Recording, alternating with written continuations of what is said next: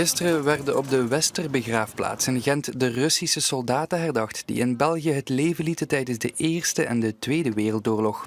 De herdenking wordt jaarlijks georganiseerd door het Russische consulaat en Sputnik, een vriendschapsvereniging voor Ruslandliefhebbers. Vlakbij het oorlogsmonument ligt Teshovsky Aresenki. Hij stierf in een concentratiekamp op 20 september 1943. Op zijn graf staat: niemand wordt vergeten, niets wordt vergeten. Een belofte die gehouden wordt.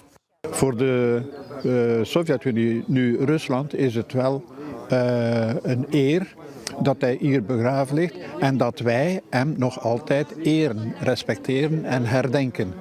En wij worden daarbij zeer goed geholpen door het consulaat zetelend in Antwerpen, die ieder jaar bij deze gelegenheid naar hier komt.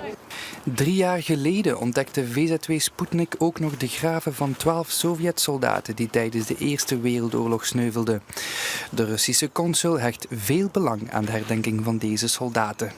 I think nowadays it's even more important because as time is passing by and we are busy with new challenges, but we should remember our history, our past, not to make such mistakes as Great War, for example.